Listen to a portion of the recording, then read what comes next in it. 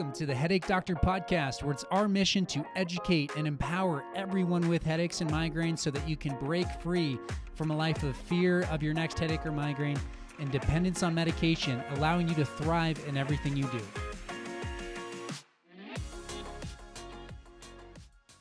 Hello and welcome to the Headache Doctor Podcast, where it's our mission to educate and empower everyone with headaches and migraines so that you can break free from a life of fear of your next headache or migraine and dependence on medication, allowing you to thrive in everything you do. In today's podcast, we're going to talk about what is a migraine aura. That aura, that sensation you get before you actually experience the migraine pain itself. What is that and why does it happen? Is there an explanation for the migraine aura? Likely you haven't heard it, just because people go through our healthcare system with that diagnosis of a migraine and are not even getting the explanation of what a migraine is. So let's talk about a migraine aura. We have patients that come into Novera, into our center, that actually just have an aura. They'll just have a visual disturbance. They'll have enough of an aura that it'll disrupt their day. They'll be fearful of driving. It'll put them down for 10 or 15 minutes. Typically, an aura is shorter in duration, but it is something, a change in sensation that's preceding the actual migraine pain itself. So think of a migraine as this throbbing, pounding sensation, typically on one side of the head, that's debilitating. The pain itself is debilitating. But we don't want to overlook this actual aura, the sensation that you might be feeling that leads up to it. It's a really sort of confusing thing that happens to people. They can present like stroke-like symptoms. One side of your body might go numb or tingly. Weakness can happen. Your eye can swell. We've had patients with GI pain or nausea. So there's all sorts of different types of sensations that people can feel. They can be very concerning.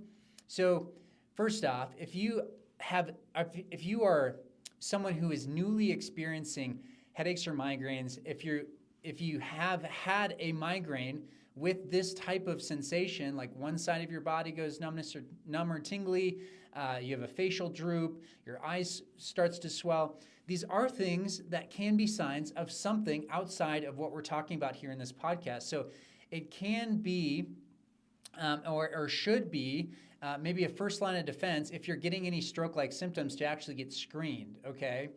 But I'm going to assume that on this podcast, I am speaking to mostly people that have been dealing with headaches and migraines for years and years. They've gone through our healthcare system. You've gone through our healthcare system, and you've not found the answer that you're looking for. And so you search for headache or migraine podcast, and I pop up, and then you start listening to this podcast. We talk about things a little bit differently on this podcast. I'm a physical therapist, so we're looking at how we move, how we function, how to restore function to our neck, to our jaw, to our shoulders, and how that can actually lead to these different sensations that you're feeling. Not just that pounding, throbbing sensation, but also this aura, okay? So what I'm going to attempt to do today is take a stab at why you're experiencing this aura. So, as I said, in this clinic, in Novera, we've seen facial weakness, swollen eye, visual disturbance is the most common, zigzag or flashes of light, numbness and tingling on one side, so like this hemiplegic migraine. It feels like you're having a stroke. It's those same types of symptoms, GI pain or nausea. There's probably more, but those are the ones I could think of off the top of my head that are different types of sensation outside of pain and oftentimes can precede the migraine pain itself. Some of those are going to coincide with the actual migraine pain, so maybe not technically like an aura in some situations, but nevertheless, there are changes in sensation that are outside of pain itself. Sometimes those different sensations can be very confusing. So why does this happen?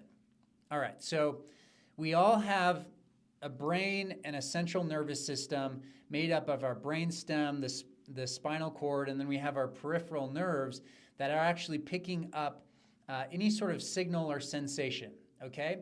So we're going to talk about neurology for a good portion of this podcast, okay? So the reason that this happens essentially has three different components.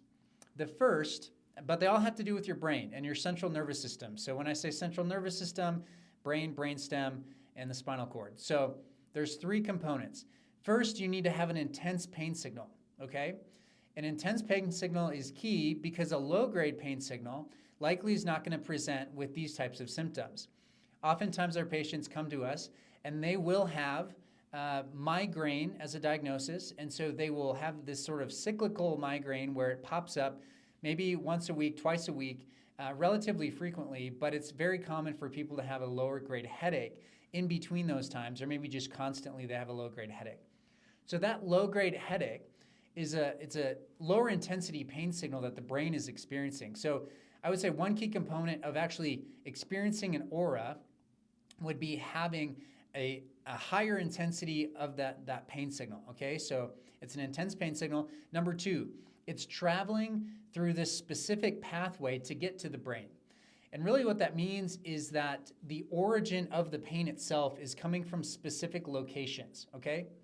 So it's not necessarily as if you have an intense shoulder pain that you could feel these symptoms, although things like nausea, lightheadedness, like these other types of sensations do come into play when we experience excruciating pain anywhere in our body.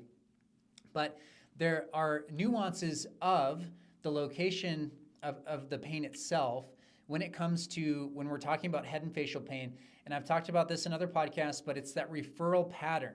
So the upper part of the neck, specifically, when we look at a pain signal from the upper part of the neck, we see that it can light up and actually cause the pain to be perceived as coming from the head and the face. Okay, so that's number 2, and it's traveling through a specific pathway within our brain stem and before it actually hits the brain itself. So that's number 2. Okay, so number 1 is an intense pain signal. Number 2, it needs to travel through a specific pathway to get to the brain, or I could say that as it needs to come from a specific location.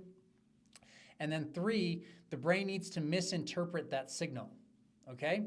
So intense pain signal traveling through a specific pathway, and the brain is misinterpreting the actual signal itself. So what does it mean to misinterpret the signal?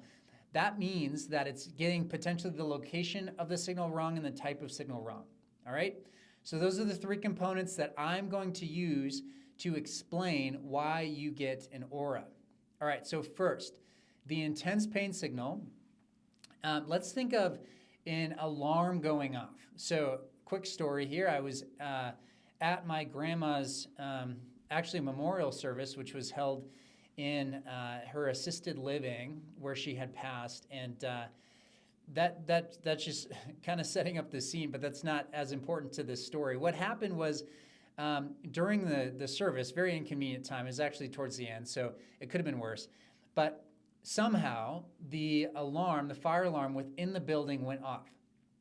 Now, it was kind of this strange setting because I don't think anyone really took it seriously. No one felt like they were in immediate danger.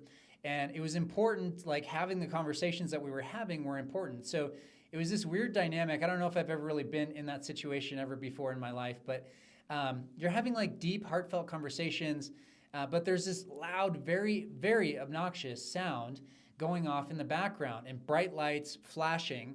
And I'm sure you're all well aware of what fire alarms, what experiencing that is like, okay? But we didn't like leave the building. We all just kind of stayed because we assumed it was a false alarm. And within 5 minutes or so, someone had notified us that it was indeed a false alarm. Now, during that time, it was really a struggle to have a conversation because you almost had to yell. And then it was just really agitating. Having this loud noise and the bright lights, it was just frustrating. Like your stress level was elevated, at least mine was. And some people kept having conversations, some people didn't. So anyways, the reason I'm bringing this up is because your brain, when you have this intense pain signal coming from the upper part of the neck, or really anywhere, but in what we're talking about today with this aura and a migraine, it's likely coming from, let's say, the upper part of the neck. That is like that's the intense sound and lights of this fire alarm.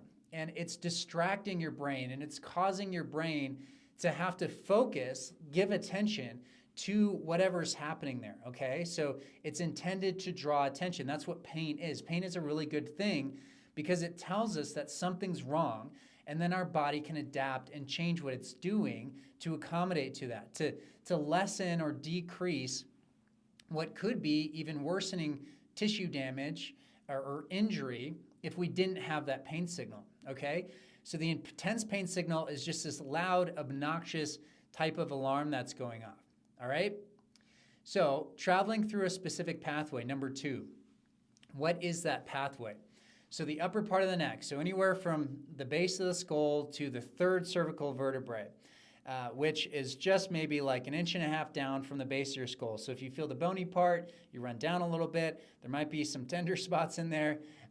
It's 1.5 inches, 2 inches down. So probably, so it's the C1, C2, C3. So the first 3 bones, these first 3 cervical vertebrae in our neck, we know that if a pain signal is sent from that area, it can refer pain into the head or the face. It doesn't always, but it definitely can, okay?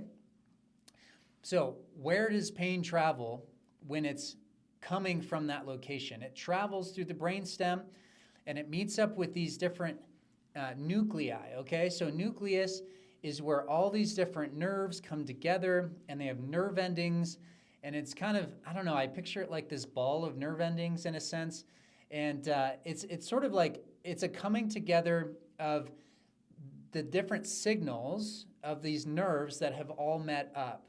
And in that nuclei, it then travels up through the thalamus. The thalamus in the brain is actually part of the brain that helps to process and then relay sensory information. So the thalamus gets all sorts of sensory inputs before it actually gets to the cortex. Okay, the cortex is what we actually think of as the brain.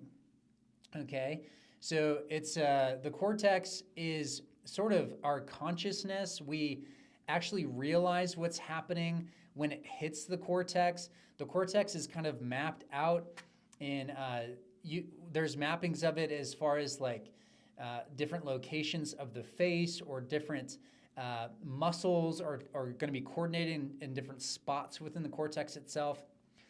If you're interested, look up, it's called the motor or the sensory homunculus.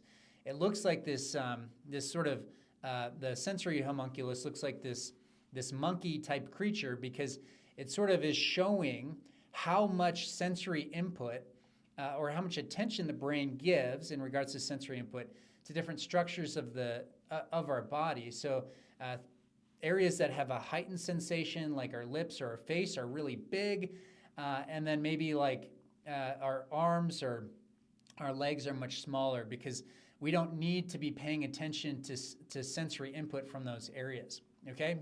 A little tangent there, but the point is that the upper part of our neck will send pain through the nucleus, which is where all these different nerves meet up, and then it travels through the thalamus, which is picking up all this different sensory input, and then it hits our brain, and we don't actually realize what's happening until it hits our brain, okay? So the pathway that pain signal takes before it hits our brain is important to understand, because the location and the type of input, as it meets up with all these other nerves, one in the nucleus, and that's why it's important that it's the upper part of the neck, because sensations from other parts of the body don't go to that nucleus, they go to other places.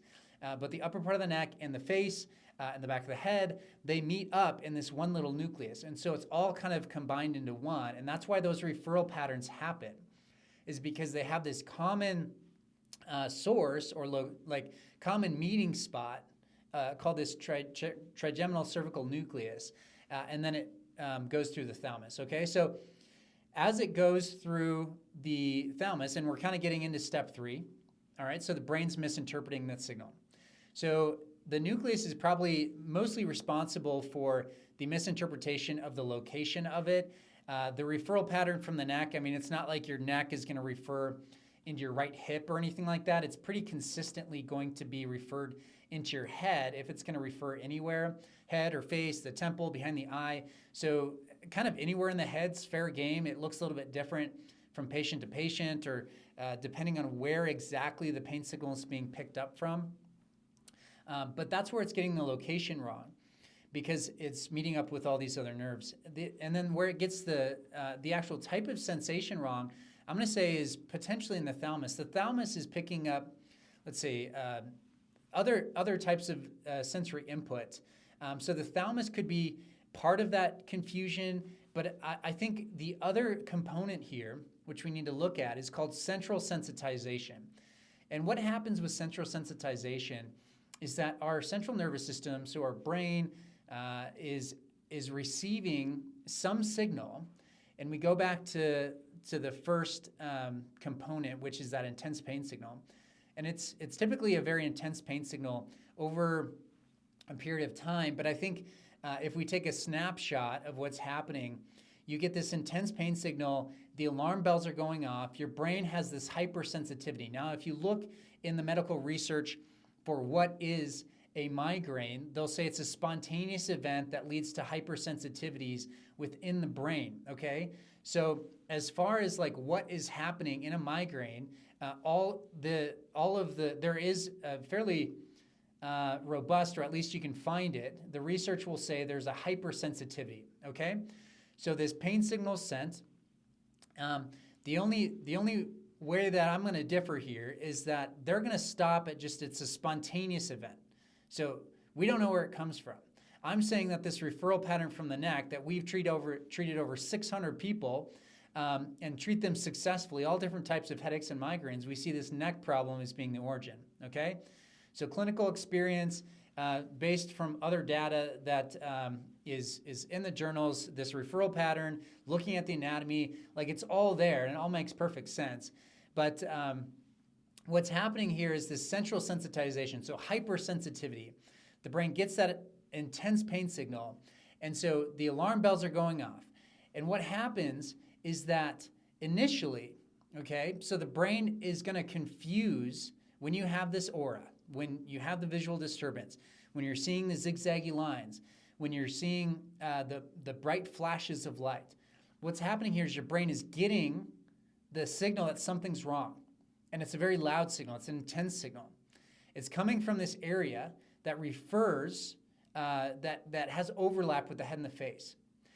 And the brain is going to be hypersensitive, not only to maybe like the pain itself, but it's also going to have overlap with other sensory inputs.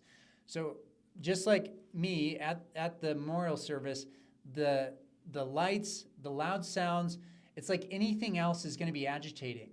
If you're trying to tell me a story, and even if it's like relatively normal conversation, it's going to be almost more agitating. Like the more sensory input you were going to give me in that moment was going to be very frustrating. Okay, so if you asked me to pay attention to something that was happening with all of that loud background noise going on, it would be really frustrating. So think of the brain as going through the same experience where it gets this intense pain signal, and then it's perceiving that as something's happening within your visual system, or something's happening with a sensation to one side of your face, or a sensation on one side of your body.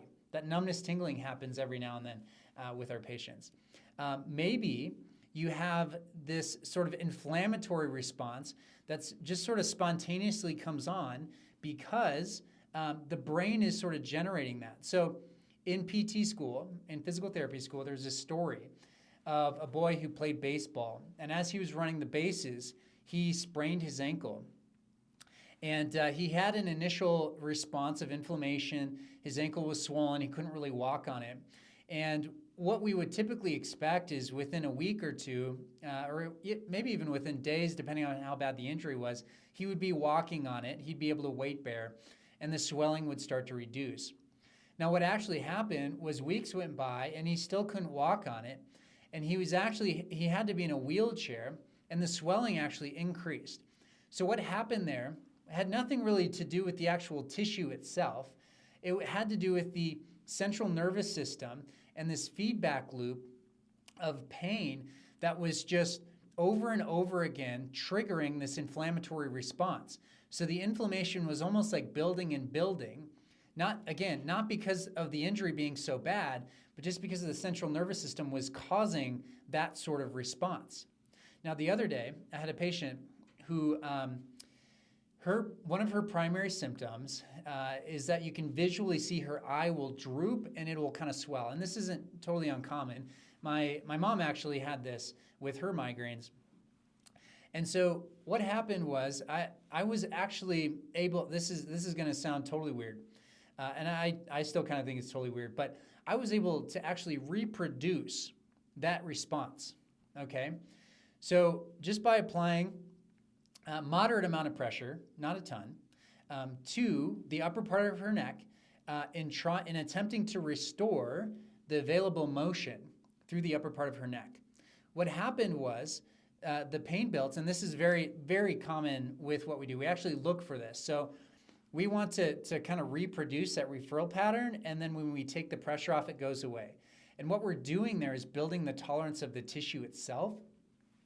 But in this situation, and this happens every now and then, we actually can reproduce the aura.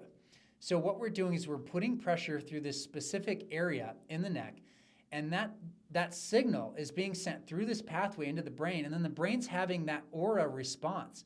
So whether it's a visual disturbance, I've had that as well, where I've been working on someone's neck and it'll reproduce that, or in this patient's situation, it was the actual eye swelling. Her eye started to droop and swell. Now, when I took the pressure off, it went away, and actually she felt better. It improved her situation because what I was doing was improving the actual tolerance of what that tissue or what that joint thought it was capable of. So it's that good type of stress, good type of resistance that we wanted to apply. But the more profound thing is that we were able to diagnose and reproduce her symptoms right there just using these hands-on techniques, which is pretty exciting when you think about it, because people will go through our healthcare system for years or decades getting expensive scans, seeing specialists, maybe they're driving or flying all over the country to find these sort of solutions. And what we really need to do is just look at the neck and evaluate it in a way that really shows us what's happening there and how irritated it really is. And then when we see these things, we see the auras reproduced and we say, well, how could that possibly be happening? But when we look at the anatomy, the neuroanatomy, and how our brain perceives these sensory inputs and can be confused not only on the location, but the type of sensory input, it all starts to make sense. And it gets a lot of fun because we can change people's lives in a matter of weeks when you've been searching for relief for years and years. So if you are listening to this podcast, if you're relatively new to this podcast, or maybe you've been listening for a while, if you have a migraine aura and have been diagnosed with it, and you've been skeptical that your neck could be involved, or if treating your neck could be the solution, I want to encourage you to give that a chance. Give us a chance. If you're willing to fly out here, that's great, but just reach out to us. We want to help you. The best way, the easiest way that you can help us is by sharing this podcast. Find your favorite episode and share it with someone that you know would benefit from it. Give us a 5-star review so that we can continue to spread the word. We also have our platforms on Instagram and TikTok and Facebook. On our website, you can interact with us with different ways. We're trying to make products for people in person and virtually so that we can solve this big, big problem out there, which is you suffering with headaches and migraines and not finding the solutions that you're looking for. So there you go. That's my explanation for what is a migraine aura. I hope that makes sense to you. My goal is to make this stuff intuitive, speak in a way that you all can understand, and really educate you so that you can be empowered going to your next doctor visit and feeling like you have a sense of control or direction as far as what you need to solve this problem. Thanks so much for listening to the Headache Doctor podcast, where it's our mission to educate and empower everyone with headaches and migraines so that you can break free from a life of fear of your next headache or migraine and dependence on medication, allowing you to thrive in everything you do.